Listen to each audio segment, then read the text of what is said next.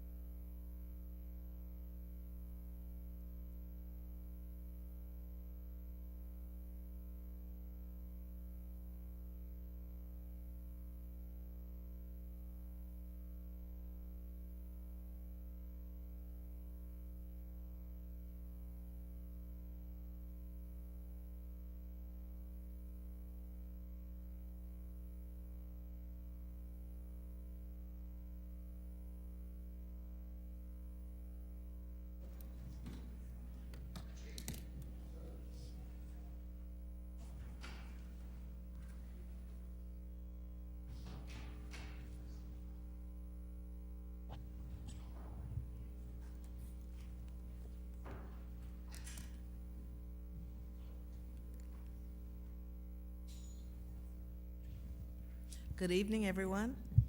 It is 6:00 p.m. on Tuesday, May the 14th, 2024. I'd like to call the meeting of the Peoria City Council to order. I'd also like to welcome everyone that's here in our council chambers, as well as our listening audience at WCBU.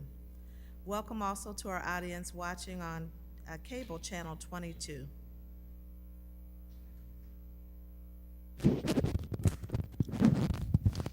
Clerk, the council mics are open. Please call the roll.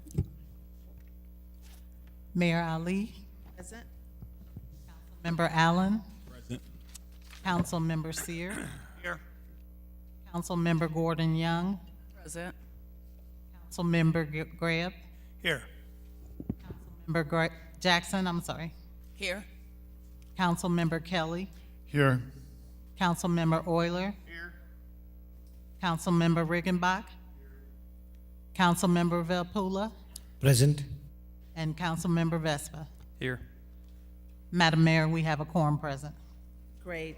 Thank you, Madam Clerk. Please join me, everyone, and stand for a moment of silent prayer or silent reflection, followed by the Pledge of Allegiance.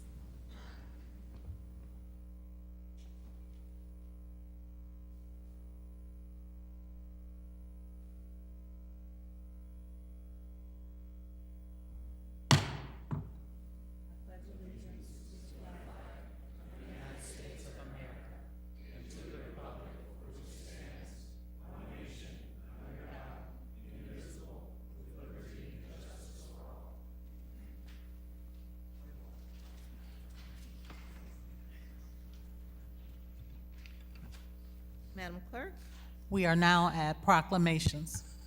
we have 4 proclamations this evening. The first will recognize National Public Works Week. And I would invite Director Rick Powers, who's our Director of Public Works, to the podium.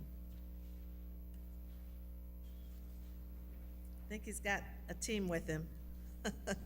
Well, I'll read the proclamation, then you can introduce everybody. I hope I got everybody's name. Whereas public works professionals focus on infrastructure, facilities, and services that are of vital importance to sustainable and resilient communities and to the public health, high quality of life, and well-being of the people of the city of Peoria. Whereas these infrastructure, facilities, and services could not be provided without the dedicated efforts of public works professionals, who are engineers, managers, and employees at all levels of government and the private sector.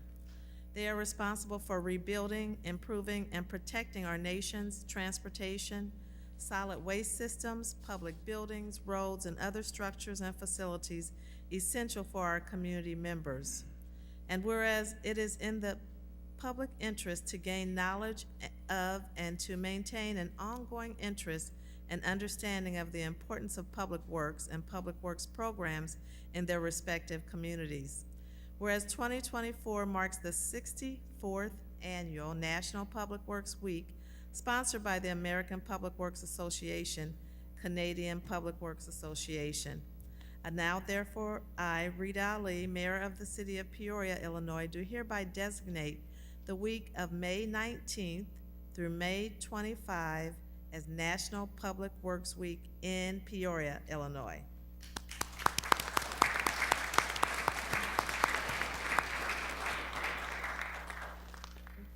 Thank you, Mayor, Council, Mr. Manager.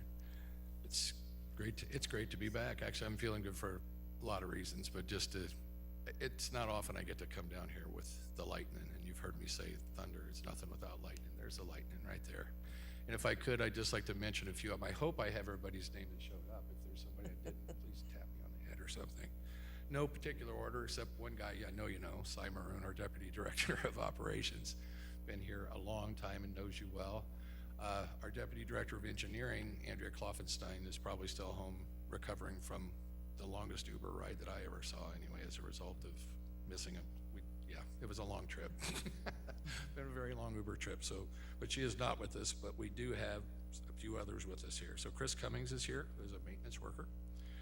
Sydney Maroon, that's right, who is an engineering technician. KJ Matthews, our administration manager. Paula Mendez, our assistant city engineer. Andy O'Neill, our lead electrician.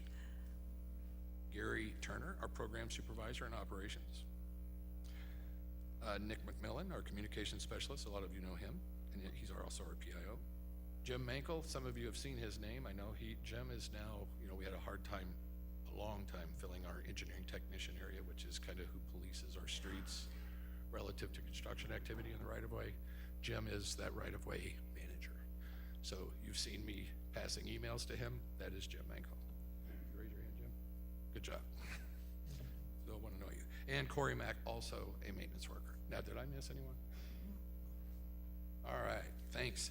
So with that, again, it's just, we had kind of put out a public invite to come here. Now, I want to do one to you. So, Madam Clerk, sorry, Trina, sorry, I didn't realize you wasn't there. This Thursday May 16th, is Public Works Open House from 4 to 7 p.m. So to avoid having a quorum, if you could put out one of those notices, because I want all of the council to show up from 4 to 7, Madam Mayor, please, and just come and see what we're doing. We're remodeling, so don't, pardon our dust, I will say, but it's very exciting. You'll get to see the pilot for native plantings. We have a lot going on there. You'll also see how crowded it is, parking, and why we need more space, but we have a lot going on, and it's long overdue, but it is happening, and it's happening at a pretty good clip. So again, that's this Thursday from 4 to 7 p.m. Consider this your invite unless you want me to send you one, and I can do that too if you would like. I will do that. You've had a lot of new projects going on, and I don't know how you manage them all, but you've got a great team. Indeed, we do. It's I was going to just say, basically, actually I had written down a few things to say, and I don't know if you have noticed the theme. It's not a theme so much. Every year, APWA changes the theme, and this year it's advancing quality of life. That's their theme. But in every one of their announcements that they make, they always say, we're doing this quietly. Have you noticed that? And if you go online, you'll go to last year, go to the year before, go to the year before. We just quietly do all that we do. And I have to say, since I've been here, and I know some of you have seen that in me, I'm not a person that comes in here and pounds on the table and does those things. I pretty much say, here's the data, take a look at it. Mr. Manager, what's your desire? Madam Mayor, what's your desire? And away we go, and we try to get it done. But I wrote down a few things. I said it last year. You probably drove by it, you stopped at it, you walked on it, you looked at it, it drained off the street, it grew, we mowed it, we painted it, it was repaired, or it was being built. And on the being built side, to the mayor's point, on the capital side, I think we're gonna have 1 year approaching 70, help me, Mr. Manager, 2 or 73 million in capital expenditures. which if you put that in perspective from Public Works, the people behind me, the operations, if you will, of our entire department operations budget is about 20 million. So not only are we doing what we're doing operationally with some, I won't quite, yeah, I'll go Marine on them. They're few and proud. They're awesome. They're good people, and I'm proud to serve with them. But we also are instrumental to the economy. $72 million, to the point of, Mayor, as you said, I don't know how we're moving that much construction into the economy, but that's where those dollars are going. It's actually outside of our department, and there are people charged with those duties. That is actually 3.5 times our operational budget is what we're moving into the economy. So again, just unbelievable work. I'm unbelievably proud of who these people are. I'm honored to serve with them. They're unbelievably supportive, and again, I couldn't ask for a better team. I want to thank them for being here, and thank you for honoring them. Thank you. On behalf of the council, we thank you for your great work. Thank you very much.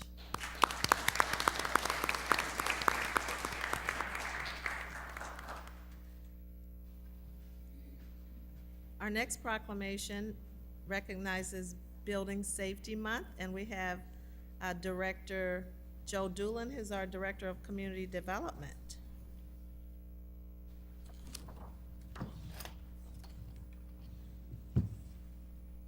Do you have an entourage as well? A small one, Okay. not as big. Okay. Whereas the City of Peoria Building Safety Division of the Community Development Department recognizes the strength of our community depends on the safety and economic value of the homes, buildings, and infrastructure in Peoria.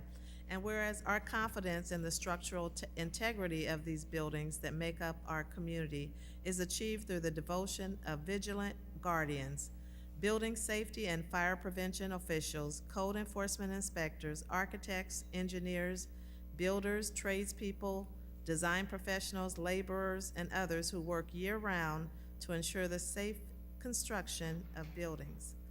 And whereas safety in the built environment is an essential component of maintaining public health, and building safety plays a major role in not only protecting our community members, but also protecting the property values in our city and reducing blight throughout our community.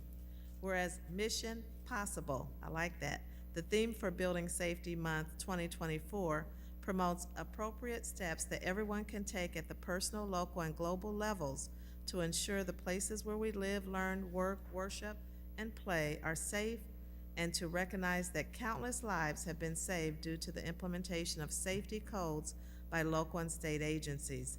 Now therefore I, Rita Ali, Mayor of the City of Peoria, Illinois, do hereby proclaim the month of May 2024 as Building Safety Month in Peoria.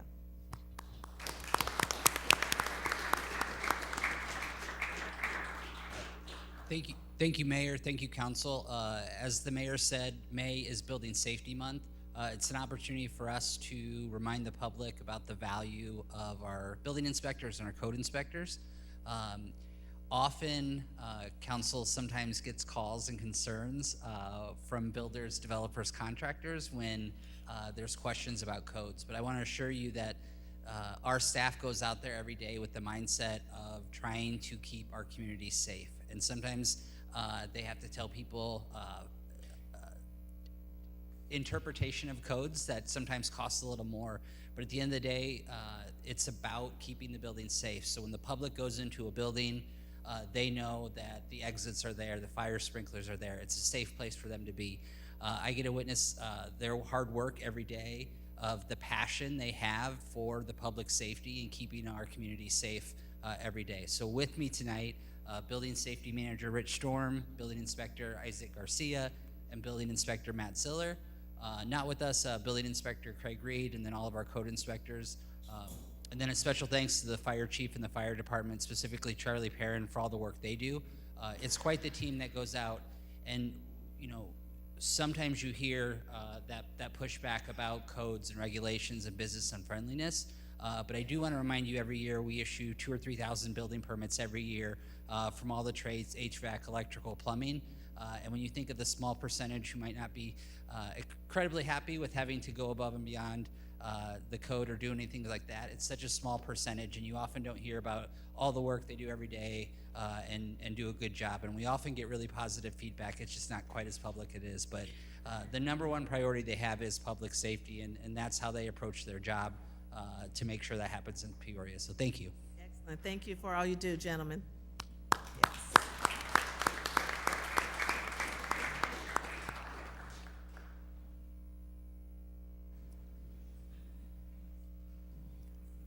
Our next proclamation recognizes enhanced EMS. Is Mr. Rand here? If not, we have Chief Saulberger, sorry, Chief. Thank you. Whereas for more than 40 years, paramedic teams at Advanced Medical Transport of Central Illinois, AMT, have worked diligently to serve the community members of Peoria with compassionate, life-saving care. Working together with rescue teams from the City of Peoria Fire Department, AMT's integrated care model responded to more than 22,000 emergency medical calls in 2023. And whereas AMT is passionate about expanding the community's ability to provide CPR in the event of a cardiac emergency. Since 2001, AMT's Cardio Reviver program has provided free CPR training to over 72,000 community members and donated over 1,000 automated external defibrillators, AEDs. AMT and the Peoria Fire Department believe trained citizens are truly first responders in a cardiac emergency. And whereas the City of Peoria Race to the Top is a working clinical protocol designed by AMT to improve the survival of cardiac arrest victims. In the City of Peoria, ambulance and rescue crews successfully resuscitate cardiac arrest victims at 3 times the national average. Wow. AMT meets with the Peoria Fire Department weekly to review their efforts and foster a spirit of teamwork and respect. Now therefore I, Rita Ali, Mayor of the City of Peoria, do hereby acknowledge May 20th through May 25 as Emergency Medical Services Week in Peoria.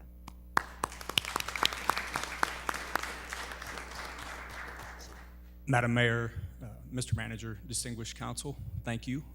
This consideration was brought forward by Andrew Rand with Advanced Medical Transport, so I'm in his stead. What I will say is that we work with AMT every single day, going on dozens of EMS calls, and the calls that are described in this proclamation are the ones that are the most critical. And how we address those on a daily basis is with the education and training, whether that's within the community, with our sidewalk CPR, our EMT basics, our paramedics, working within the system, working with the hospitals. So we're very proud of our firefighters at the Peoria Fire Department. So I can't speak too much about Advanced Medical Transport other than the standpoint that we work with them dozens of times a day, every single day, trying to provide the best level of care to the City of Peoria. Thank you. Thank you. Thank you very much, Chief.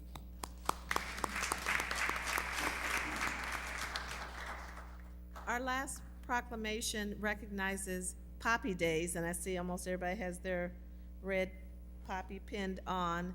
I'm going to ask our guests from the American Legion Post to come forth, Gary Hall, Jim Ulrich, and Phil Burnett, and Councilman Chuck Graham will share the proclamation.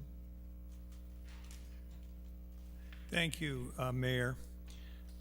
First, I think it's important to make an announcement about our upcoming Memorial Day program, as the council will not meet again until the day after Memorial Day.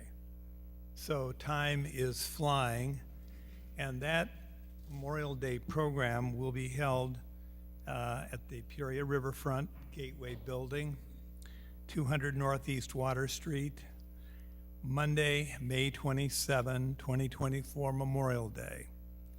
And the musical prelude, thanks to our Peoria Municipal Band, will commence at 10:30 a.m.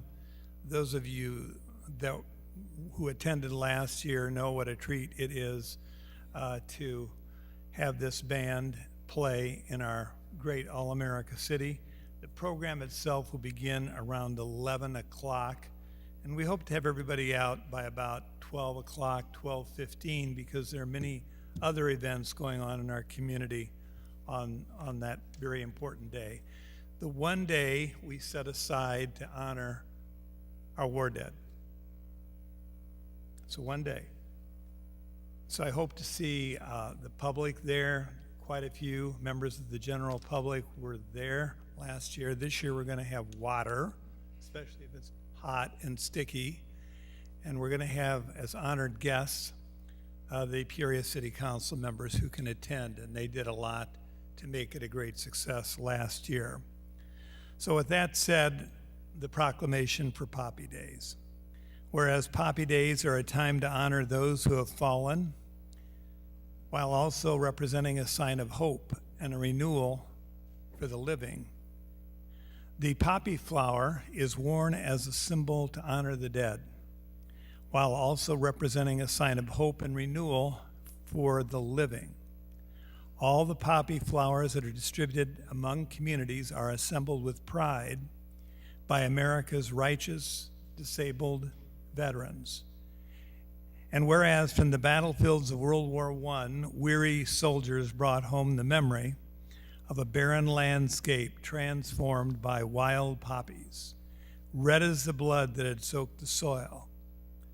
And by that miracle of nature, the spirit of their lost comrades lived on. The poppy became then a symbol of the sacrifice of lives in war and represented the hope that none had died in vain. And whereas the American Legion Auxiliary poppy has continued to bloom for the casualties of all wars, its petals of paper bound together for veterans, by veterans, reminding this country each year that the men and women who have served and died for their country deserve to be remembered. Whereas identifying the poppy as a memorial flower can be attributed to Moyna Michael, when in 1918 she was so moved by the poem In Flanders Fields that she wrote this response, quote, "That blood of heroes never dies, but lends a luster for the red of the flower that blooms above the dead in Flanders Fields," end of quote. Whereas she purchased a bouquet of poppies and asked her colleagues to wear them as a tribute to the fallen, later she advocated for the adoption of the poppy as the national symbol of sacrifice. And whereas the American Legion and the American Legion Auxiliary unite in their efforts to keep the memory alive of those who perished while serving, in addition to honoring those who served, with all donations going to the Illinois Veterans Homes in Manteno, Danville, Quincy, LaSalle, and gifts to the Yanks. Now, therefore, I, Rita Ali, Mayor of the City of Peoria, Illinois, do hereby acknowledge May 16, 17, and 18 as Poppy Days.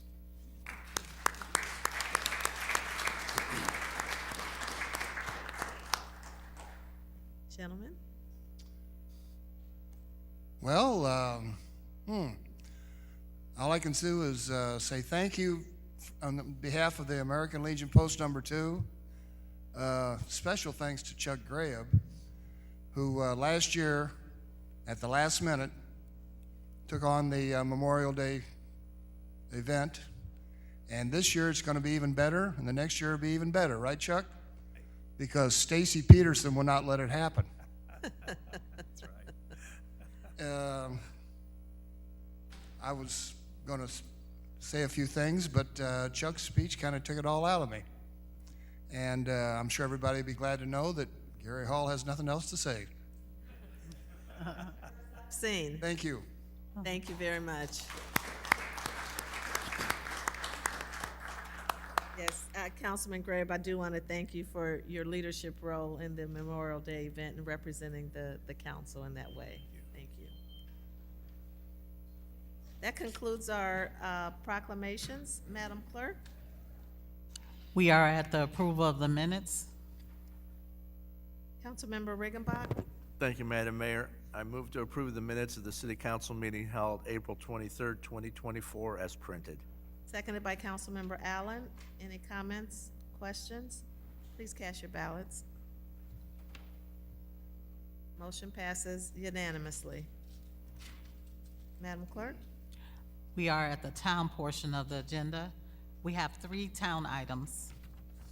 Item number 24-128, a communication with the request to set a special meeting of the Township Electors for June 11, 2024 at 6 p.m. at City Hall, Council Chambers, and to approve the attached agenda for a special meeting of the Township Electors. Trustee Graham? Thank you, Mayor. I move to approve the special meeting which will occur involving the Township Electors on June 11, 2024 at 6:00 p.m. at City Hall, Council Chambers, and to approve the attached agenda for that special meeting of the Township Electors. This meeting will be followed by the Town Board meeting and the City Council meeting, and it's clearly outlined the reason for this special meeting, and I think we're all enthusiastic to see some programming going forward that we've been hoping for some time to help make our community better. Thank you. So I'd move for approval. Okay, seconded by Councilmember Riggenbach. Any discussion or questions? Excuse me, Trustee Riggenbach. Please cast your ballots. Motion passes unanimously. Madam Clerk? Item number 24-129, a request to approve a resolution certifying the submission of an advisory question of the public policy to electors at the November 5th, 2024 general election approved by the town electors at the April 9th, 2024 annual town meeting. Trustee Graham? Now, this is the ranked choice voting issue, which passed at our last town elector meeting. So I move that we approve the resolution certifying the submission of an advisory question of public policy as relates to that to the electors at the November 5th, 2024 general election, approved by the town electors at our April 9, 2024 annual town meeting. Is there a second? Seconded by Trustee Jackson. Any questions, comments? Please cast your ballots. Passes unanimously. Madam Clerk? Item number 24-130, a request to approve the April 2024 actual expenditures and to approve the May 2024 anticipated expenditures for the town of the City of Peoria. Trustee Graham? Move to approve as outlined. Seconded by Trustee Gordon Young. Any questions or comments? Please cast your ballots. Passes unanimously. Madam Clerk? We are at consent agenda items. Item number 24-131, a communication with a request to approve the funding recommendations from the CDBG Public Service Commission for the 2024 Nonprofit Capital Program. Item number 24-132, a communication with the request to approve existing liability insurance coverages, cyber liability coverage, crime coverage and service fee with the city's existing broker of record, Arthur J. Gallagher Risk Management Services, and the amount not to exceed $809,370. Item number 24-133, a communication with the request to approve a professional services agreement with Stantec Consulting Services in an amount not to exceed $600,000 for the native planting Orange Prairie Detention Basin restoration. Item number 24-134, a communication with the request to approve the First Amendment to Master Services Agreement with Prairie Engineers, authorizing an extension not to exceed the amount of $400,000 to continue engineering services throughout the city of Peoria. Item number 24-135, a communication with the request for the following. A, approve a local agency agreement for the jurisdictional transfer of Sterling Avenue from US Route 150 to Scenic Drive from the county highway system to the municipal street system. And B, adopt an ordinance approving the transfer of a portion of Sterling Avenue from US Route 150 to Scenic Drive from the county highway system to the municipal street system. Item number 24-117, a communication with the request for the following. A, adopt an ordinance to approve the redevelopment plan and project for the proposed distillery TIF district. And B, adopt an ordinance to designate the redevelopment project area for the proposed distillery TIF district. And C, adopt an ordinance to approve tax increment allocation financing for the proposed distillery TIF district. Item number 24-118, a communication with the request for the following.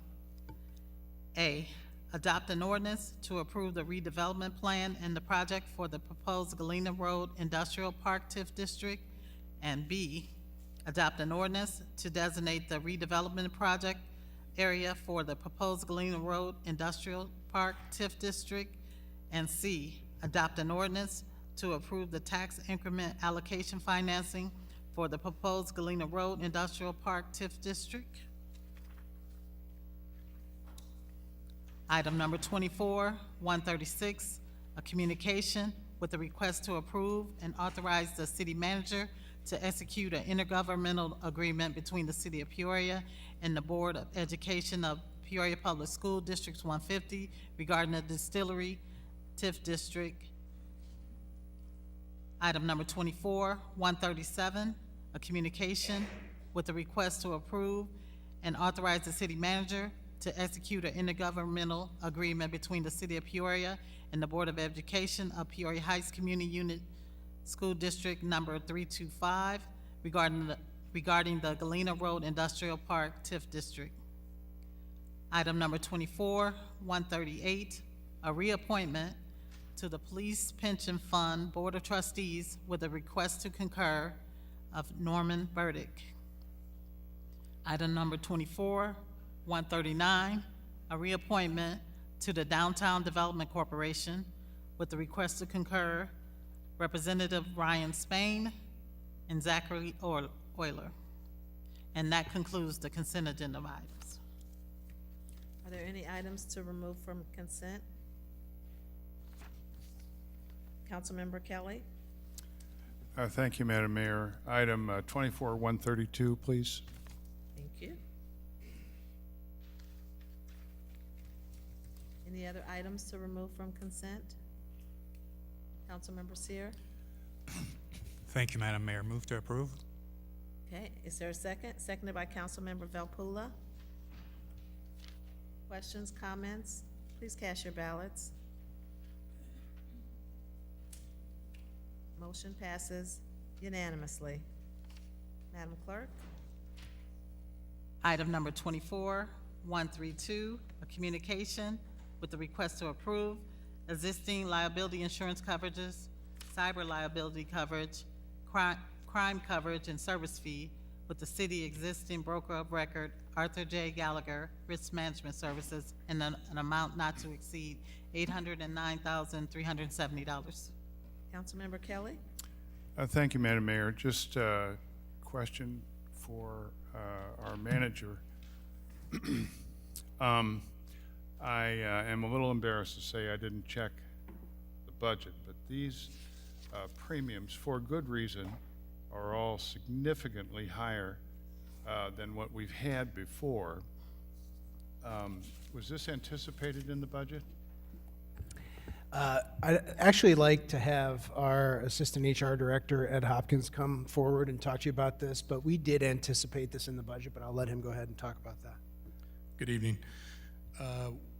I believe the Finance Director put an additional 20% increase into the budget for this year, and if all goes well, we're on track for that this year, I think. So the good news is it was in the budget. The bad news is it was a 20% increase that we had planned in the budget, and it's lived up to be at that level. Thank you. Thank you, Madam Mayor. You're welcome. And I will move for approval. Okay, is there a second? Seconded by Councilmember Allen. Any other questions, comments? Please cast your ballots. Passes unanimously. Madam Clerk? We are now at first readings. Item number 24-013,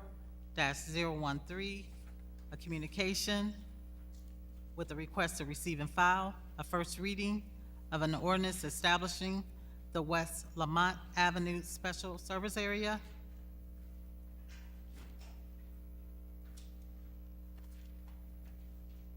Mr. Manager?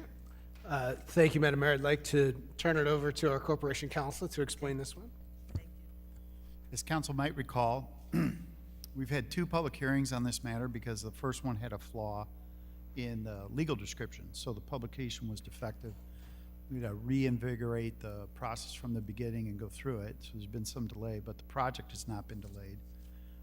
This will result in an overlay curb and gutter with partial contribution by the residents that they voted to approve by majority vote of the residents on the block. There's 14 residents. They'll pay an additional amount on their property through their property tax bills by the special assessment process for 10 years and satisfy their portion, and the city will fund the balance through the stormwater utility because of the curb and gutter work. I don't know if there are any questions, but I appreciate your patience with the flaw in the legal description, but in any regard, we've received no objections, and so we'll anticipate this being presented for your consideration at the next meeting. Thank you. Thank you, Council Hayes. Councilmember Graham? Yes, Mayor Ali, I would move to approve the first reading of the ordinance establishing what's going to be a beautiful West Lamont Avenue Special Service Area. I'm sorry, we'll need a motion to receive and file for this item. Yeah, isn't that what you're doing, the motion to receive? Yes, and file? receive and file. Receive and file the first reading of that ordinance. Okay. Seconded by Councilmember Kelly. Any questions, comments? Please cast your ballots. Motion passes unanimously. Madam Clerk? We are now at regular business items. Item number 24-140, a communication with the request to approve the sole source purchase of one used vehicle from a Peoria-based auto group for an amount not to exceed $30,000, and this requires a 2/3 vote of council members voting less than 6 votes. Okay. Mr. Manager? Thank you, Madam Mayor. This is a vehicle purchase that we have for the Police Department for the Special Investigations Division. Since this is a sole source, it requires the 2/3 vote.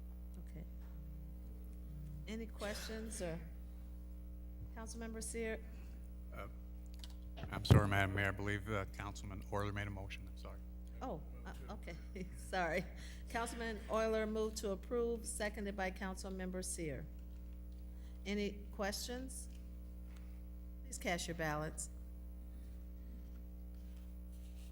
Motion passes unanimously. Madam Clerk? Item number 24-141, a communication with the request to approve the distribution of funds to purchase cameras and other electronic equipment for 5 camera trailers with DCEO grant funds in the amount of $82,500, and this also requires 2/3 vote of the council members voting no less than 6 votes. Mr. Manager? Thank you, Madam Mayor. I'd like to let the police chief explain this item for you. Good evening, Madam Mayor, City Council, City Manager. I think it was last year you approved the purchase of the trailers. As we think back, we have what's the armadillos that have been used here in Peoria for numerous years are the old armored vehicles that we park in the areas. those have become very deteriorated. The garage can't maintain them. We couldn't move them. They wouldn't turn on. So when we had the funds to look at how we re-implement or redesign something, we decided to go with the box trailers. You should have received an email with the images and the description of those. So trailers have been purchased. They've been wrapped with the design that we wanted, so they could be visual in the neighborhood. For the price of, we would have got 2 used Brinks trucks. We were able to purchase 6 trailers and get them fully outfitted with what we need. We've outfitted one, and I'll give credit to our IT department and Lieutenant Esser and Captain Briggs, who have taken the lead on that part of it and been able to outfit one trailer, put it out there, see how it works, and now we want to outfit the rest of the trailers with the cameras and the solar panels and the generators that's inside of them and the remote access that Lieutenant Esser, quite frankly, has more information on the components of it, but we need to outfit the rest of the trailers with the camera system so we can go ahead and deploy those where we need them, and it gives us 6 versus 2. Thank you, Chief. Any questions for the Chief? Can I get a motion? Moved by Councilmember Euler, seconded by Councilmember Allen. Councilmember Jackson? Thank you, Madam Mayor. Just a quick question, Chief. Did you say there is currently one out there, right? Have you, two? Yes. No, one. One. Have you all had an opportunity to determine its effectiveness? Is it the one, it kind of moves around, doesn't it, to different? So you've seen one that's out in the area of Griswold, is the trailer, that's just a trailer, a white trailer, 2 wheels. So this is the box trailer with the wrap that says video, the patch of the police, high visibility. Yes, we've used it, we put it out, we've been testing it, it works great. We brought it back, make sure we provide the maintenance it needs, and I believe it's redeployed right now somewhere else. Okay, it's at the station currently. Okay, is the plan to use all of them, or does it depend upon what? The plan is, when we had 2 armadillos, Right. what you formerly known as the armadillos, and the amount of requests we would get for them, we didn't have enough of them. So now we'll have, instead of having 2, we will have 6 trailers that we could deploy at 6 different locations on top of the other smaller trailers that we already have. Okay, and I guess I should have rephrased that question. You say deploy. Is the plan to just use them sporadically as need or crime arises? So we get a lot of requests from neighborhood groups, from yourselves on the council, where there may be an issue in the neighborhood and we need to have a visual deterrent. Okay. This gives us an opportunity to have more. In the past, we'd be able to put one somewhere or 2 of them somewhere, and we have to move in a week. Now we have 6 that we can redeploy at 6 locations at the same time, if you will. Okay, thank you. Thank you very much. Thank you, Madam Mayor. You're welcome. Councilmember Gordon Young? Thank you, Madam Mayor. Chief, you may not be able to speak to this in great detail, so I will lean in if I need to. But is this the trailer that was at the event at, what was it, Boys and Girls Club? There was a trailer that was there. With the patches on it? Uh-huh. Yes. Okay. I thought it was phenomenal. One of the concerns that I've always had with the armadillos, yes, I understand they served a purpose, but they were really pretty, I don't know, like an obstruction. It was for area residents. It was a deterrent, but at the same time, it was so big that sometimes you couldn't identify where the problem house was. And so, although I do believe that they served their purpose at that time, to me, this is a better option. And the money goes further for various locations versus having 2 limited. But can you speak to, for the citizens who are not familiar with the trailers at all, like in layman's terms, like what that means if they see one in their area? You want to jump in? Go ahead. He could talk about the technical parts of it. Well, thanks for having me. Yeah, if a community sees a trailer in their neighborhood, it just means somebody has requested for that trailer to be there, or we've identified a problem. Basically, they're here to try to improve the quality of life for the citizens in that area, and deter loitering or a party house, loud music. people walking through yards, anything that maybe video surveillance would deter, that's what these are for. And they're completely solar powered, so they can be out there for as long as we need, but without solar, they would be out there for about 2 to 3 days, and before we would have to move them again and charge them up. So it just depends how we park them, and how long the problem is there would determine how long it would be parked there. Usually they're not there for more than a week, probably, the armadillos would. Okay, and the goal is to capture the activity in the area, correct?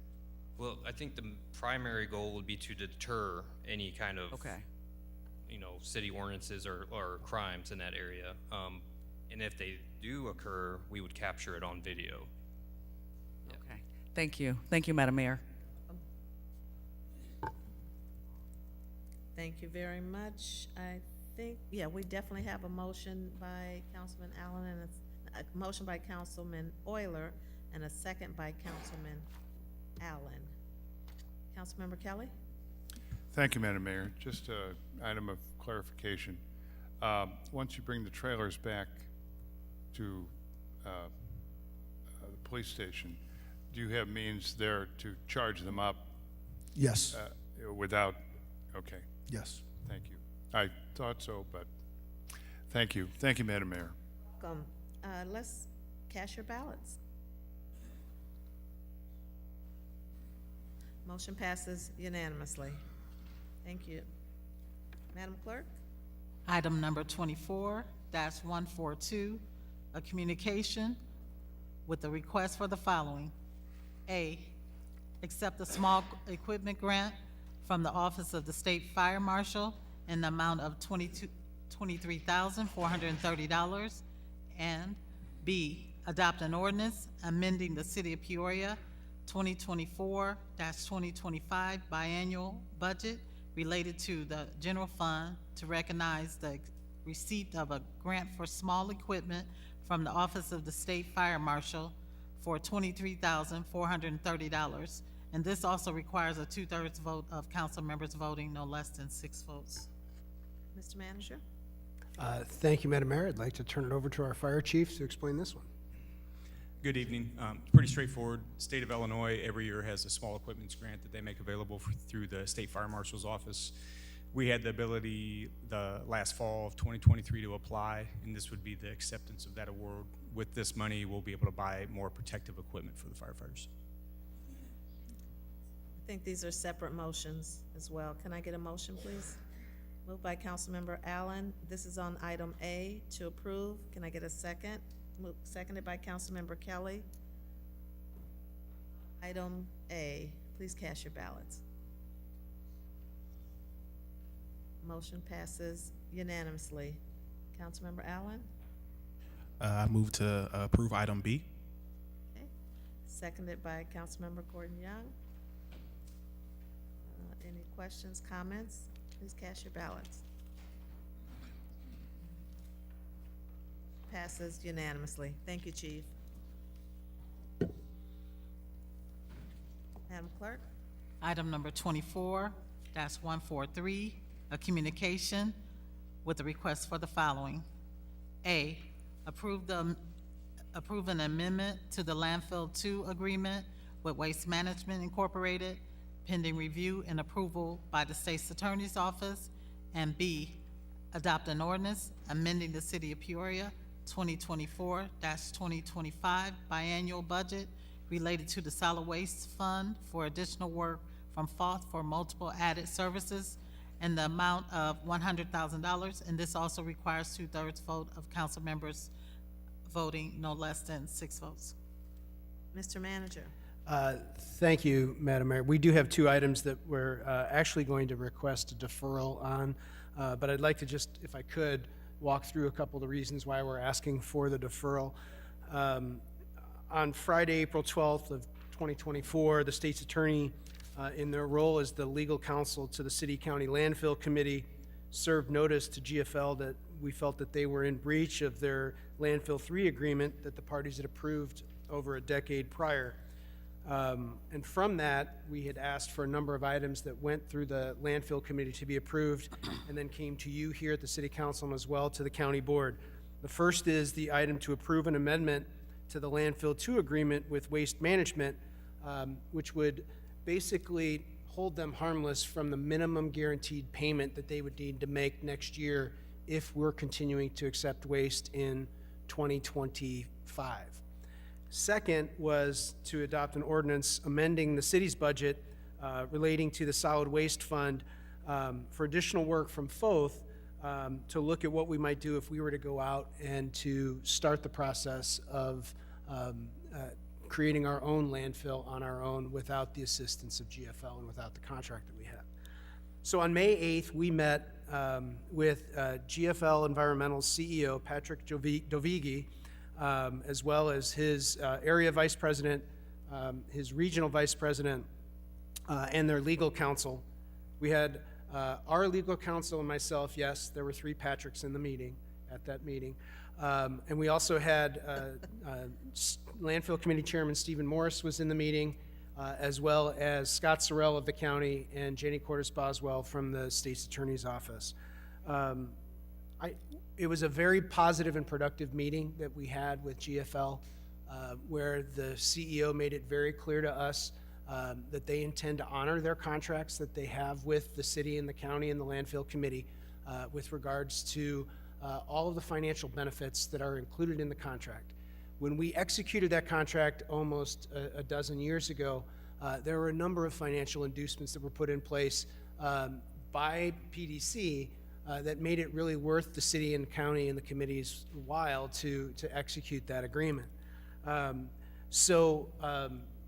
While we still have to work out the details, it was a good first meeting where they did say that they would honor the gate rate for us. That's really important and important for the city of Peoria and the residents of Peoria, that we get to see a reduction in what we're currently paying to Waste Management, which is over $90 a ton, that we see that number drops down to under $57 a ton, which is what the agreement calls for with GFL. So once the landfill is completely full, it will be GFL's responsibility to take our waste at a much reduced rate. And that's a significant savings to the residents of the city of Peoria. So that's important that we do that. There are host fees that would be paid to both the city, the county, and the landfill committee, that there would be post-closure care taken up by GFL for landfill number 1, that there would be a $250,000 payment in the creation of a perpetual care fund for landfill number 1, once that was, or actually for all 3 of our landfills at that site, that they would start the work on creating a citizens convenience center to accept household hazardous waste. So I think it was very positive from that meeting that those financial benefits that we negotiated years ago, the company said that they would honor. They did say that their preference would be that we would look at constructing landfill 3 once Indian Creek was full. That's something that we'd like to discuss a little bit further with them and come back to you with some suggestions on that. And then ultimately, obviously, we sent them notice as well about our hauling contract, and we'd want to wrap this up before we have discussions with them about the hauling contract. So with that, I'd be happy to answer any questions council may have, but we would ask for a 30-day deferral on these 30 2 items. days, okay. 30 days. Okay. Questions for the manager? Councilmember Kelly? Thank you, Madam Mayor. Mr. Manager, first of all, kudos to you and to our corporation counsel, et cetera, for getting GFL to the table, and I'm very happy that they were cooperative. I'm sure we all are. How far behind are we at the moment versus where we thought we ought to be? Well, we are, if Waste Management continues to deposit the waste into the landfill at the rate that they're going at, it will be full by the end of the year. The process to be ready with a new landfill, we're probably 2 to 3 years out from there. So there's going to be a period of time where GFL is going to have to either, go through the process to get a transfer station established, and then ship the waste to Indian Creek until the landfill is ready to go, or we would have to then look at having the discussion with them about saying, fill up Indian Creek first, and then we'll start the process of construction of our landfill. The advantage of that, obviously, is it provides some waste certainty for a longer period of time for the community, and if we're receiving the financial benefits, I think there's some upside to that as well. Indian Creek is landfill number 1. Is that- No, Indian Creek is a landfill that is owned by GFL in Tazewell County. Okay. There was, in the communications, et cetera, there was some talk about, as an interim step, also reopening landfill 1. Is that? Exploring that as an option, looking at that as an option, and I think that was prior to the meeting that we had with GFL, and if we're moving down this path, that may not be necessary, but we're asking you to defer this item just in case we need to come back if the negotiations don't prove to be fruitful. Thank you, Mr. Manager. And Madam Mayor, I will move to defer. Is there a second? Seconded by, Defer, I guess, number A. okay. Seconded by Councilmember Riggenbach. Further discussion, Councilmember Riggenbach? Thank you, Madam Mayor. Well, there's a couple of us that were around when that original contract was actually voted on with PDC. And Les Bergstein, rest his soul, used to always call himself the king of trash. And this might sound like trash talk. I'm seeing how many little cliches I can get in here, but seriously, this is a huge step. This has been something that Councilman Euler and I have been the council representatives on the landfill committee for a couple years now together, and to have the tipping fees go from that $90 range down into the 50s, that alone is something that we can all be very excited about. And, you know, of course, there's still a lot of talk to go through, and the attorneys have to put the final touch on it. But this isn't something that you talk about a lot of times. The landfill, the hauling contracts, those are things that sometimes get lost in the minutia, but this has been a real burden for that landfill committee, and this is a huge step forward. So I just want to recognize the work of all those involved up to this point. Thank you, Madam Mayor.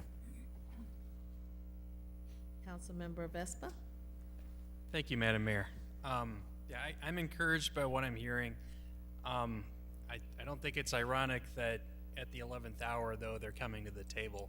And I am concerned that this could be just another stalling tactic. So I will vote to, defer this another month, but I don't think we should. I mean, if we come back another month and we keep kicking this can down the road, the clock is ticking on this. So I'd like to proceed in due haste. I'm sure everyone's mindful of that, but I just want to put it on the record. Thank you. Thank you, Madam Mayor. You're welcome. We're voting on deferral for item A. Please cast your ballots. Motion passes unanimously. Councilmember Kelly? I move to defer item B. Seconded by Councilmember Riggenbach. Any discussion? Please cast your ballots. Passes unanimously.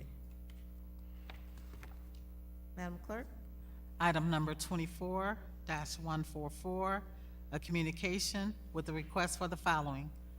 A, accept a grant from the Illinois Department of Commerce and Economic Opportunity for Public Safety and Economic Development in the amount of $250,000. And B, approve a grant to the Southside Community United for Change for the annual litter cleanup program in the amount of $50,000. Mr. Manager? This is another grant that we've received. We've had several grants that we've been able to receive this evening. This is $250,000 for youth development and workforce development. $200,000 of that will go towards the Mayor's Youth Program and the internship program that we have, and then $50,000 for SCUC for their litter program and youth program that they have in place that they had a great number of attendees at, and the mayor's program does as well. Director Craddy is here if there's any questions about the finances or accounting of it, and we're happy to answer any questions you may have. But it's, again, Also- more money. It's Yes, good news. thank you. I want to express thanks and appreciation to Senator Dave Kaler for bringing this money home. Councilmember Jackson? Thank you, Madam Mayor, and I would just like to echo your sentiment with regards to our thanks to Senator Kaler for being able to assist us in both worthwhile youth job endeavors. I will be abstaining from this, but with that said, I'll abstain. Okay. Thank you. Can I get a motion to approve? Moved by Councilmember Allen, seconded by Councilmember Gordon Young. Any other questions? Please cast your ballots. Motion passes with one abstention. Jackson. Thank you. Thank you. What was that? Oh, that was for A. Okay. That was for A. And who made that first motion? Okay. Councilmember Allen? I move to approve item B. Okay. That's seconded by Councilmember Gordon Young. Please cast your ballots. Passes with one abstention. Jackson. Thank you. Clerk? Item number 24-145, a communication with a request to receive and file the month ended March 31st, 2024, unaudited financial report. Director Craddy. Thank you, Madam Mayor. In front of you tonight is the March 31st month-end financial report. Just a few of the highlights. Revenues overall are down about 1.5%. We're seeing a little bit of softness, specifically in personal property replacement tax. The Illinois Municipal League has put out some recent guidance that those numbers actually should tick back up closer to our budget. They haven't done so, obviously, in the first few months of the year, but we anticipate that happening. I think just for context with this, through the month of March, this only accounts for about 9% of our revenues collected. March is really when we start seeing our sales tax, income tax receipts, PPRT type receipts come in. So we'll get a better indication over the next few months really where our revenues are looking for the year. On the expense side, we're up about 8% compared to budget. While that number can look alarming on face value, where this is primarily at is due to some accelerated spending of our ARPA funds. Just as a reminder that those ARPA funds have to be obligated by the end of this year and spent by 2026.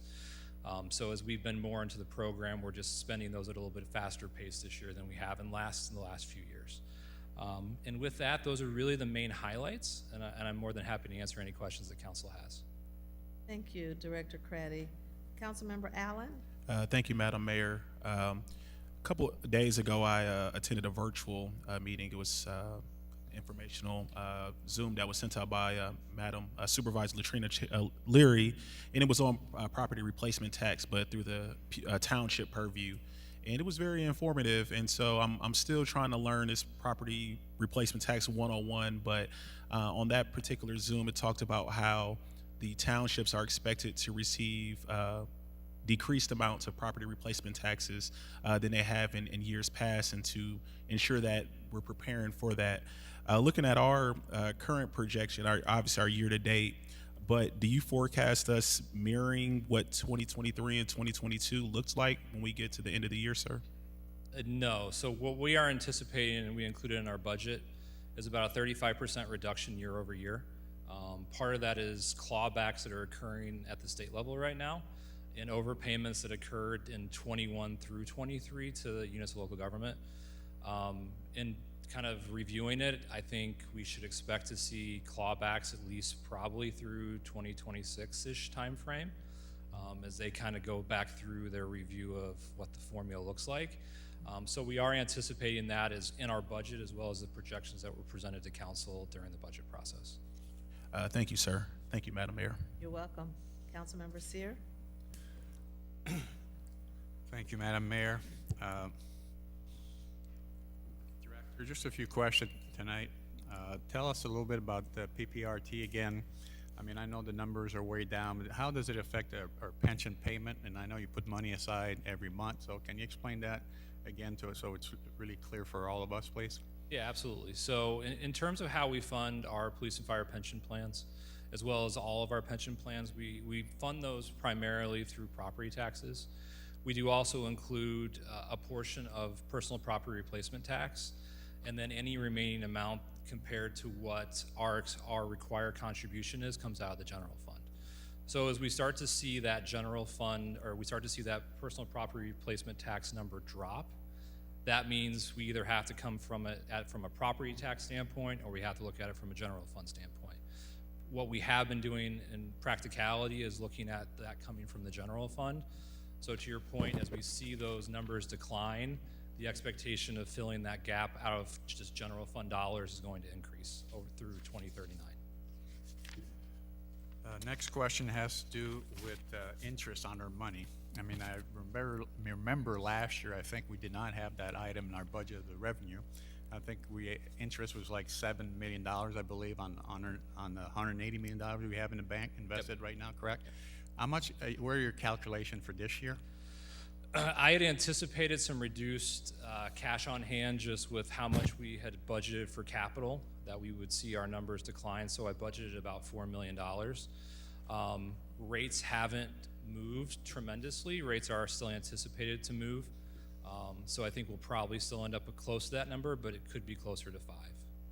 Explain to us again, Director, about the Civic Center, the Convention Center bond that we issued many years ago that's coming due in 27, I believe. Can you talk to us about that specifically? I'm looking for the savings, how much we're paying now, and how much, we have a $20 million loan to the Civic Center right now that we only pay interest on, but what will be the payment, and just explain that to all of us again, please. Yeah. So the cascade of funds associated with the hotel, restaurant, and amusement tax, the city currently last year collected around $11 million in HRA taxes. About $7 million of that last year, and at least through 2028, goes towards retiring the debt that the Civic Center had that was issued back in 2008. Once those large payments are done, we landed about $1.8 million in terms of where their debt payment will be for the next 20 years. So really what you're looking at is there's some opportunity and some savings around 2029 that there will be about $5 million in savings in their existing debt structure. Thank you very much for the explanation. I don't know how many of us will be here then, but obviously I'm getting a fair amount of phone calls, and I'm sure all my colleagues and the mayor are doing the same thing about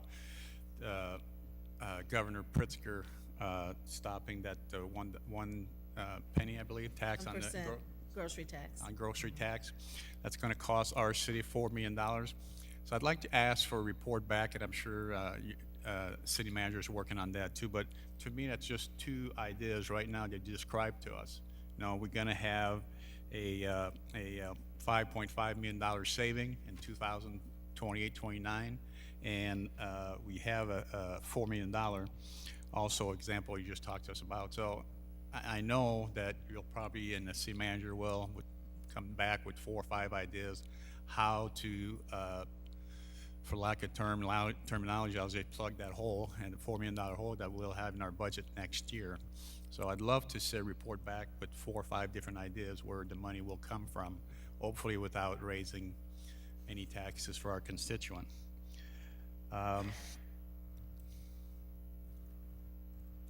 The last question is really for about the budget for Mr. Urich. Probably our second largest account balance beside the general fund is the stormwater utility fund. I'm getting questions all the time. I had a presentation last week to a group of people, and they were asking me about the progress on stormwater. I mean, it's our largest account. I mean, I'd like to try to understand why we're sitting on this large amount of money. Are we short on employees, or just try to explain to us why this account's so large? Councilman, you approved in this budget nearly $20 million of drainage projects that are coming out of the stormwater utility fund. So when you look at this number here, you need to take out that $20 million of expense and say, that's what we're doing. We're putting that to work in different drainage projects throughout the city. And that's what you can point to. So it's in the capital budget, but we'll be happy to give you some talking points that you can share with the public about all the different projects that we're working on this year as part of this budget. The Public Works Director talked about the record, capital budget we have this year earlier this evening, and that's where a lot of this is going. It's going to roads, it's going to drainage projects, it's going to sidewalks. That's what we're putting those dollars into. Thank you, Mr. Manager. Thank you, Madam Mayor.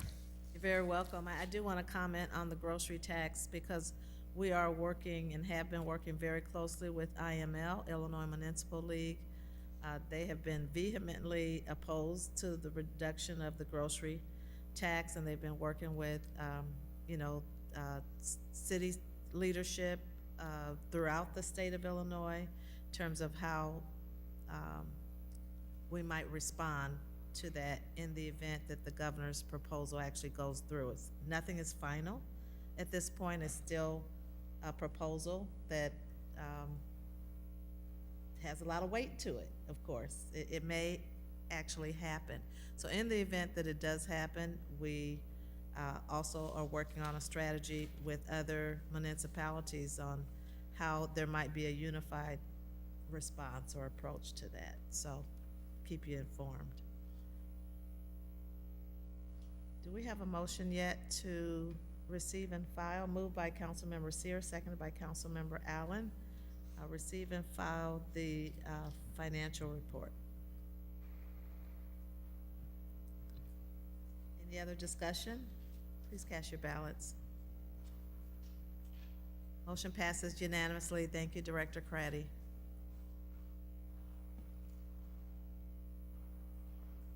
Madam Clerk?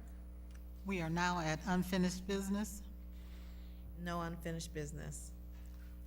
Okay. Oh, well, maybe Councilmember Graham? Yes, it's unfinished business. Corporation Counsel Hayes, could you please tell us where our representatives are in Springfield on the abridgment of our home rule powers as it relates to the action we can take to abate chronic, malignant, aggravated nuisance properties in our city? So the bill that remains active had the deadline extended through the end of this week to be heard in the Senate committee and on the floor of the Senate. There was a discussion when we met with the local realtors that another amendment would be filed. That amendment has not been available yet through mid-afternoon today when I last checked. However, today, 2 additional sponsors were added to the bill, which now includes the Senate President and the Chair of the Assignments Committee, among others. And so there are some powerful sponsors of this legislation, even though the actual language hasn't been made public of what they intend to attempt to move. I would anticipate some furious action this week or next on this bill.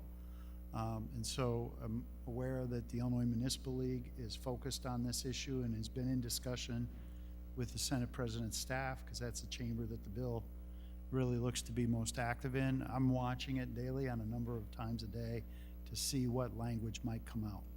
When we met with the realtors, we suggested that the bill expands well beyond the protections of the Illinois Human Rights Act. Our own ordinance was modified by this council to become fully compliant with the Illinois Human Rights Act, and it is fully compliant with the Illinois Human Rights Act. For our residents, they should be assured, if you are a victim of crime and you call for police help, our ordinance will not affect your ability to continue renting your property. We are not seeking to evict victims of crime from their homes. What we are trying to do is use this tool where if a home becomes a harbor of crime, a drug house, or a house where other criminal activities are taking place on the behalf of the tenants, the occupants, or the guests, we're able to take action. I'll share with you that our ordinance has been used sparingly because it's such an excellent deterrent that all we have to do is just draw the landlord's attention to the ordinance, and they are active in correcting the measures, and not always leading to the eviction of the tenants, but sometimes that's what it takes. And so we see this as a critical tool, a highly effective tool, a tool that's compliant in every way with the Illinois Human Rights Act, and it's a tool that I'm proud to defend on your behalf as the Corporation Counsel. And I think our members of our state delegation understand loud and clear our position on the matter, and will stand opposed to any legislation once it shows. Thank you. Thank you, Corporation Counsel Hayes, for a very thorough report back to the council. Yes, thank you. Councilmember Riggenbach? Thank you, Madam Mayor. As the council representative to the Housing Commission, I just have to be sure that you're all aware that this was also discussed at the monthly meeting a week ago. And the city's position wasn't quite understood appropriately. And in fact, there was growing sentiment that we should support this legislation because of the Human Rights Act angle on it. I tried to explain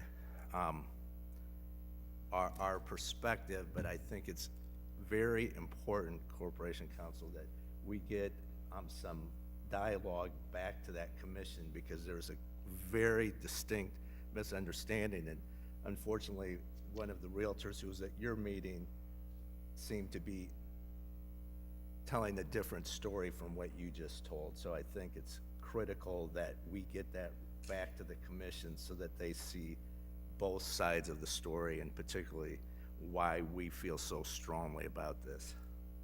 Thank you, Madam Mayor. Yes, I agree. Council? If I may respond. Councilman, I'll apologize to you for not attending that, because if I knew that was going to be an agenda item, or that would be the nature of the conversation, I would have been happy to attend and defend the city's position. I watched the tape of that because it was on Zoom. It was available for me to watch the videotape. And the commission member misapprehended and did not articulate our position as we articulated it to her when she was in the prior meeting. And I would be happy to attend that commission meeting on its next meeting and any future meetings to clarify the city's position. I look forward to that opportunity. Thank you. Welcome. Thank you. Madam Clerk? If there's no additional unfinished business, we're now at new business. Is there any new business? Councilmember Riggenbach? Thank you again, Madam Mayor. I just want to publicly announce the Peoria Public Police Department, in collaboration with Friendship House, is having a block party this coming Friday, and it will be at Morton Square Park from 4 to 7. The community is invited to that, and it's just another great outreach of our police department with members of our nonprofits that are working hand in glove with them.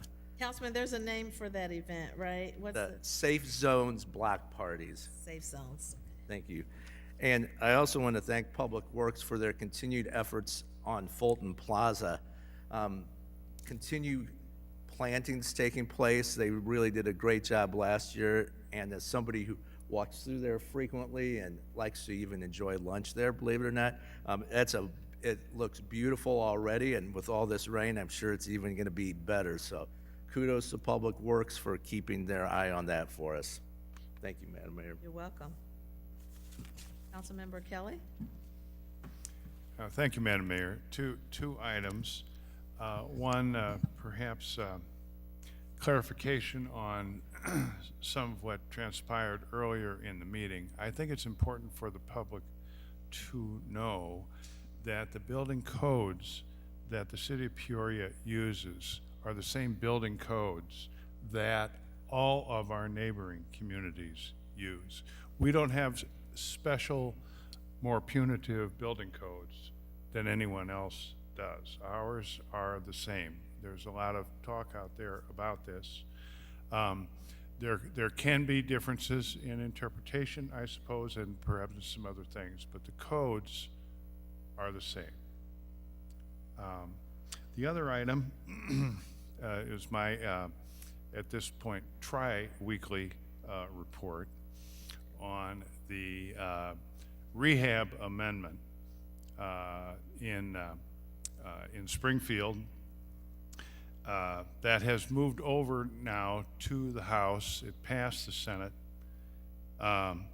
And Ryan Spain is the lead sponsor, but co-sponsoring are Jahan Gordon Young and Travis Weaver. So our delegation is promoting this. This came before the Revenue Committee of the House on Thursday. There were some fabulous presentations because I was there. No, but I did testify, as did Representative Ryan, or Representative Spain. There were very good questions asked, very knowledgeable questions asked, and that committee unanimously approved it and forwarded it to the full House. That vote is supposed to hopefully take place this week. That's great. So, Well, I hope it goes through. You've been working at this for a long time. for a long time, yes. Thank you, Madam Mayor. You're welcome. Councilmember Allen? Thank you, Madam Mayor. I just want to take a moment to say congratulations to all of the graduates out there. It is graduation season, so whether you're fresh out of high school graduating this week from a Peoria area high school, or you're an adult learner who returned back to school, sometimes graduation, it isn't a sprint, it's a marathon, but all that matters is that you finished the race. So just want to give everyone a kudos for finishing the journey, and let's celebrate and let's have some positive celebrations this graduation season. Thank you, Madam Mayor. Very good. I have one new business item, and, excuse me.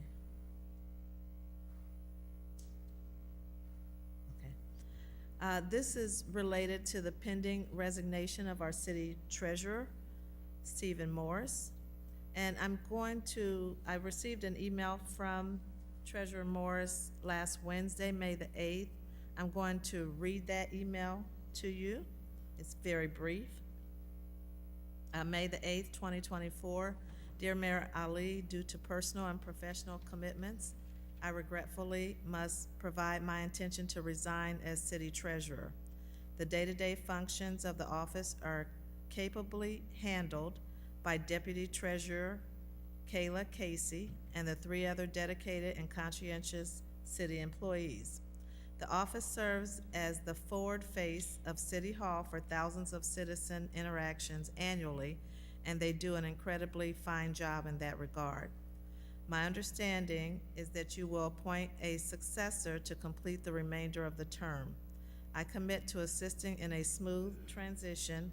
We can discuss the specifics of this, but am willing to make the resignation effective upon a ratification of a successor, or in the manner in which will cause the least disruption to the citizens, the staff, and the operations of the office. After you have had an opportunity to consider my notice, please let me know how you wish to proceed. I love the city of Peoria and have enjoyed serving in this capacity. Thank you. Respectfully submitted, Stephen Morris. And I want to point out that Deputy Treasurer Kayla Casey does not live in the city of Peoria. She lives outside the city and therefore would not be eligible to serve on an interim capacity. I did ask that question. So after I received that email, I did forward it to Corporation Counsel Hayes, and I asked for the guidance on filling the vacancy, and I'm going to read his brief response as well. The vacancy in the office of treasurer is filled by appointment by the mayor with the advice and consent of the city council. There are no direct provisions on how interest in the position may be solicited, and you have discretion to appoint any resident of the city who has been a resident for at least 1 year and is statutorily eligible for office. A person is not eligible to take the oath of office for a municipal office if that person is at the time required for taking the oath of, if the person is at the time required for taking the oath of office in arrears in the payment of a tax or other indebtedness due to the municipality, or has been convicted in any court located in the United States of any infamous crime, bribery, perjury, or other felony, unless such person is again restored to his or her rights of citizenship that may have been forfeited under Illinois law as a result of conviction, which includes eligibility to hold elected municipal office by the terms of a pardon for the offense, has received a restoration of rights by the governor or otherwise according to law. Any time after a judgment of conviction is rendered, a person convicted of an infamous crime, bribery, perjury, or other felony may petition the governor for a restoration of rights. And then he cited 65 ILCS 5/3.1-20-5. It's from chapter 24, paragraph 3:1-20-5, in regard to the city clerk and treasurer. The city clerk and the city treasurer shall be elected at the same time that the mayor is elected, except in the case of an election to fill a mayoral vacancy, and except in the case of a city having 10,000 or fewer inhabitants, in which by ordinance the position or city treasurer is an appointed position. If a vacancy occurs in the office of city clerk or city treasurer, it should be filled by the mayor with the advice and consent of the city council. The person so appointed shall hold the office for the unexpired term of the officer elected. Sorry to read all that, but I wanted you to hear all the details, and I will forward both emails to the council. I'm interested in appointing a qualified individual who would serve as a placeholder until someone is elected to the position next year. What do I mean by that? When I say placeholder, this would be an individual that is not interested in running for the office. I would prefer not to provide any unfair advantage by doing so. So it's my intention to come back with you with a process for soliciting potential candidates to be considered for my appointment, and then I want it to be a very open and transparent process. So any comments or feedback that you have for me, please make that known, but I'll forward both of these emails to you and come back with more information. Okay. Okay. Madam Clerk? We are now at citizens' opportunity to address the city council and the town board. We have received 6 comment cards. Okay, there they are. Okay, I have 6 cards, and Joyce Blumenshine.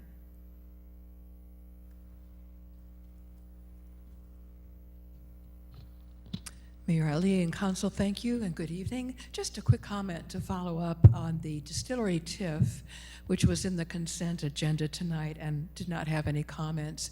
For those that were not at the meeting previously or maybe did not have time to read through all your minutes, I just want to remind folks that at the previous meeting there were 4 public comments at the end of the meeting about concerns about the distillery TIF, and that was from Doris Coaster, member of Southside Community United for Change, Warth Mohammed, an activist for young people, Joyce Harrent with citizens in Illinois here, and myself. And just to reiterate, the decision about a CO2 pipeline and the safety of the residents of 61605 now rest on you council members. That is your prerogative. The TIF gives you that power to yay or nay on projects. And the risks of CO2 pipelines and the fact that they could cause, if there's a leak or accident, a mass casualty event is very real. So I will not take more of your time, but I just urge you all, please, to remember as this goes forward, there's every expectation that distillery TIF could enable BioUrgia to make an application. And if they do that, I hope you all will consider, and I hope all the minority members of this council will consider that the safety and lives, in case there's an incident and accidents do happen, will be on your shoulders. Thank you. Thank you. Next is Tara Wood.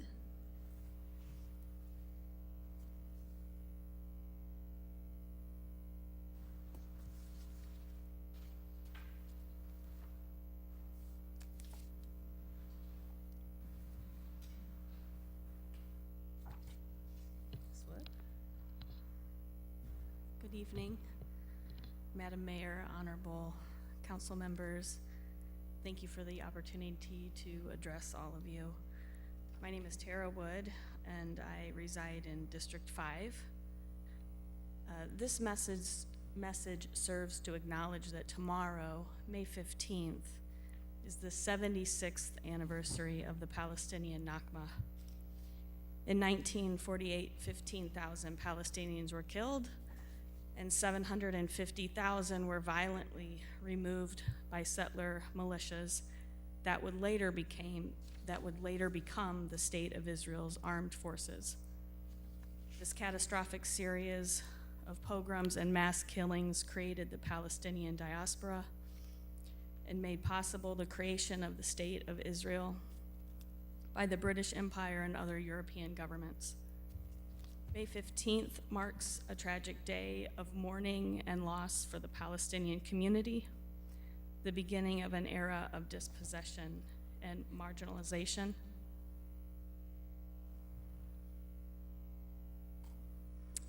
The violence of the Nakba reverberates now. We are in the midst of a genocide funded by the American tax dollars. The Nakba in 1948 is ongoing. It never really ended, and today, now, we are responsible for it. 76 years was yesterday, but it is not too late for justice. Do what you can before it is. Their blood is on our hands. Thank you.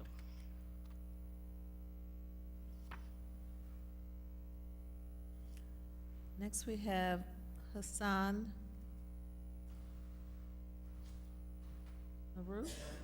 Naro? Okay.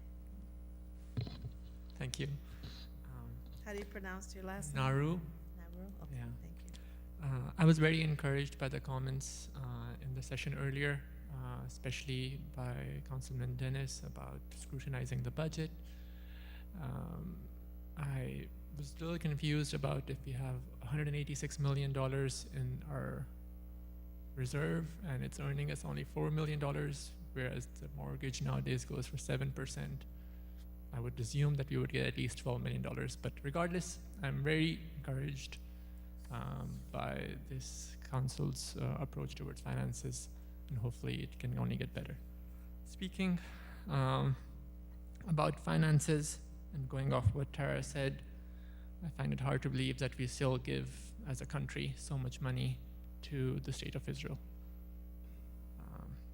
Almost 76 years ago, a small minority was given the majority of the land by the UN in an area where multiple peoples had legitimate claims. This minority then proceeded to brutally attack the people beyond the borders given to it, and in the process displaced hundreds of thousands of people without giving them ever a right to return. This was all done under a racist guise of preserving the majority that this minority had obtained through forceful displacement. The events I have described are called the Nakba. 76 brutal years. And we're still living in the aftermath of those events. This is an ongoing slaughter almost 8 months in the current version or the current series of this event, the US continues to fund an apartheid state, an internationally recognized apartheid state, which has a GDP per capita higher than that of France, and a tech sector that rivals Silicon Valley, free healthcare, yet we give them money while not having enough money for our own needy folks.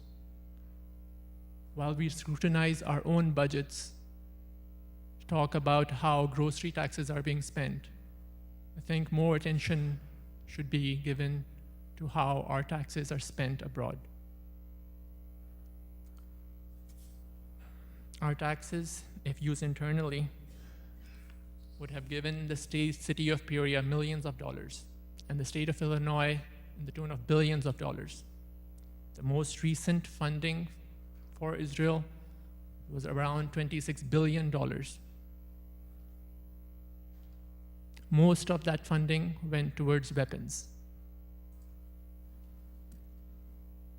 The right to self-defense does not mean you get to indiscriminately kill people. Young members of our society, the most hopeful, most pure, at our universities are arrested by the thousands, by police forces, and assaulted. They're thrown into prisons. Their crime is that they took the moral position of speaking out against the ongoing events. Their protests are focused on Israel and the human tragedy, yet they are accused of being anti-Jewish, even though many of them are Jewish.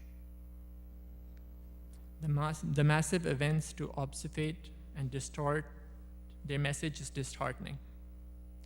12 universities and many hospitals have been destroyed in Gaza.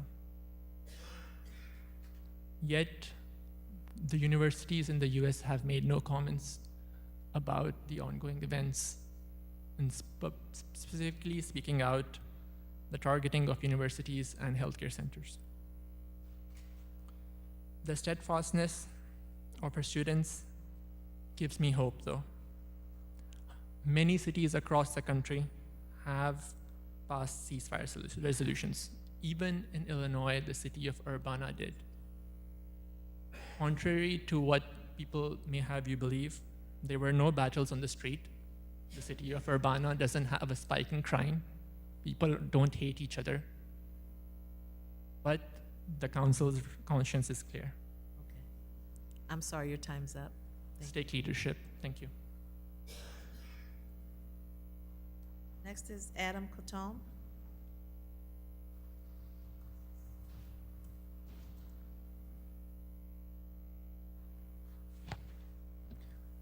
Hello, City Council, Madam Mayor, City Manager. I'm Adam Cotome. I've come. Many of you guys know me. I mean, we're here, we're fighting, and we're going to continue. And we're going to keep coming, and we're going to keep talking, we're going to keep calling. I mean, many human rights issues have happened in the past, like Vietnam, Iraq, and now it's Palestine. And there's always a good side and a bad side, and it's going to be in the history books one day. And we never know what's going to happen, even here in the city of Peoria. We can make a difference, believe it or not. And I mean, like Tara and Hassan said, our taxpayer money is paying for everything that's going on.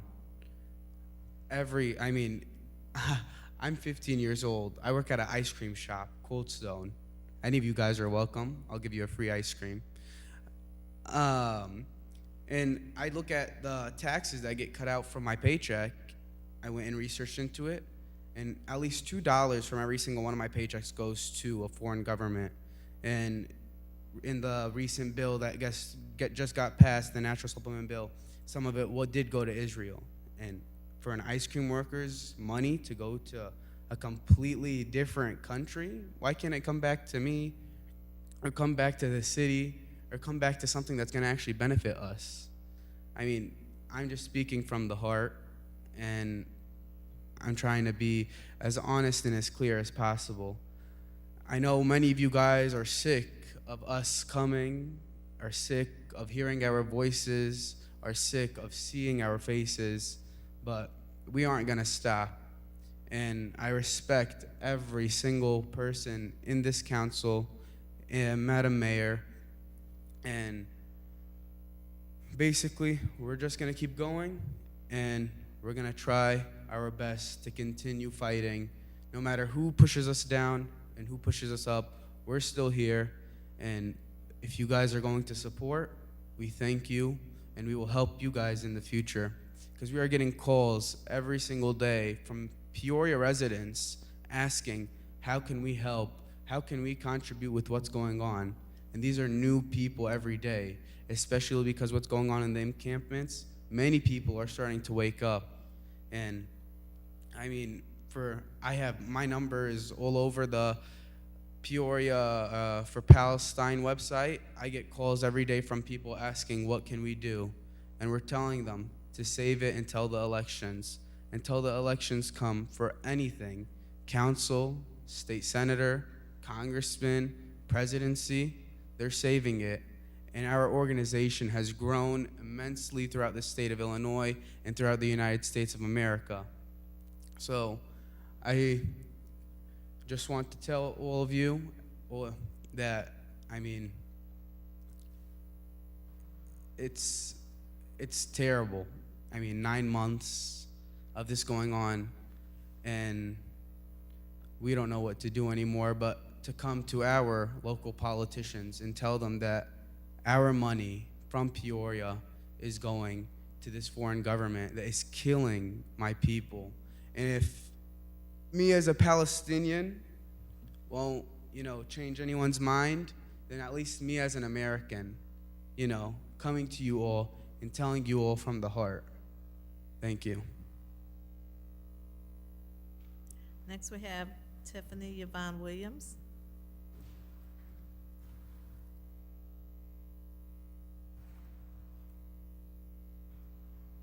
Good evening, Council and Madam Mayor.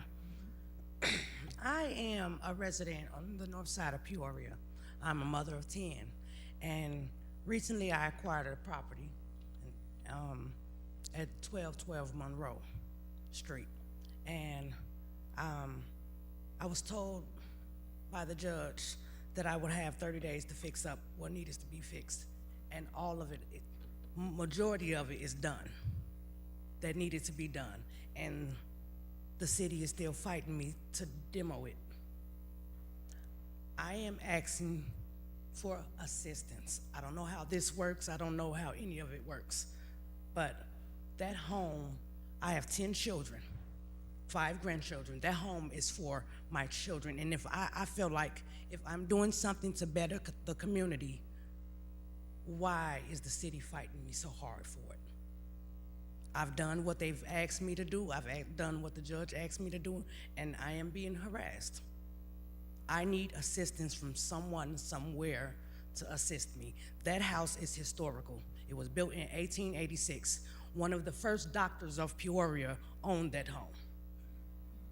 I need some assistance from someone somewhere. I can only do so much, but I will not give up. I will not back down, and I would not hide. I am a mother, and I am doing something that people are afraid to do. This is for my, not just for me, it's for my community. And me rebuilding a home that was forgotten about, I should have some type of acknowledgement for that, but I'm being fought against. I will not give up. I will not stop. And if I have to challenge whoever, I will challenge. Because I am doing something that so many of my neighbors won't even do. I have served the last mayor, I served him. I cooked for him. I did. I have served, I filled Morton Square Park with a community full of homeless people on my own, by myself, over 500 homeless people by myself. when I was on the verge of being homeless. I am asking you, Mayor, I'm asking you, city council members, to look into this, because I'm on edge with it. Because I haven't done anything wrong. I'm not a criminal. I make sure the elders in my community are okay. I need help. And I'm asking you guys to assist me in any way you know how. I have reached out to a couple of people, and I know some people. I need assistance, because that home is for my children. That home is a legacy for my children. And I'm asking you guys to look into this and open up your hearts and think as parents, not just council members, because you all are human too. To look at this and see, why am I being pushed so hard to get that home? They want the home, and I need help. Thank you.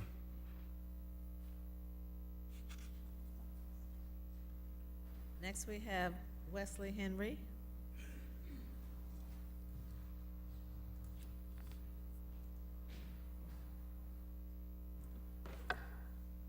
Good evening, Madam Mayor, council members. My name is Wesley Henry. My wife and I, our family moved here approximately 4 years ago with the purpose of trying to do something to improve the community. The first thing we did from Pastor Howard, we purchased the property in Wisconsin and Nebraska. And so far, between purchasing the property and spending the money to repair it so we can get it, Jeff Smith has already did the plans and the architectural work to put in 5 different businesses there. I've spent up almost $100,000 out of our pocket to get it fixed up. I think my wife just spoke to Tim Regenbacher about what we have done. He did not even know that. So what I do need is some type of acknowledgement in what we're trying to do to better the community. That's tax dollar revenues that you guys, that's about 20 to 25 jobs out of our own pocket. Now, my purpose here is the ordinance that we talked about in reference to my own property that I've purchased, a house right in the community. I've spent thousands and thousands of dollars to fix it up. There was prostitution on our street. That is actually no more. My wife and I have actually gone out there and told those prostitutes to get them off. In addition to that, there's a small issue with a fence that's about maybe 2 or 3 inches higher than normal. There's not one fence in our community that's 36 inches according to the ordinance. Not one. And I feel I'm being targeted, and I've spent over another $15,000 getting those fences done. And every time I was told to do something, I did it in compliance, and I'm still having pushback. I've had pictures and evidence of every single fence. Well, most of the fence in my community, that is not even 36 inches high. These are new as well as old. Now, in reference to this, I don't think we're all equal. We're all created equally, but it's the law that makes us equal. And more so, the enforcement and application of the law. And in this case, I don't think it's been applied properly. And all I'd like to have is a conversation with those in my district, as well as yourself, to see what we can do to bring a resolution so we can have this and go forward. Because right now, my wife don't want to be here. Matter of fact, she said, you know what, we just purchased a house in Georgia, and she's ready to go. So we'd like to do more and spend our money to be in this community, but we'd like to have a little bit of assistance so we can do what we can to stay here. Thank you very much, and that's what I wanted to say. You're welcome. Okay? I hope we can come to some resolution, Mr. Regenbacher. Thanks.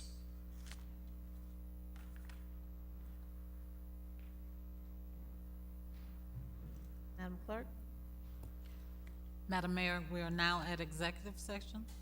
I would like to invite a motion to adjourn and to convene in closed session immediately following adjournment of the City Council meeting pursuant to Open Meetings Act 5 ILCS 120/2C5 to discuss the purchase of real property for the use of the public body, including discussing whether a particular parcel should be acquired and pursuant to the Open Meetings Act 5 ILCS 122C21 for approval by the body of closed session minutes.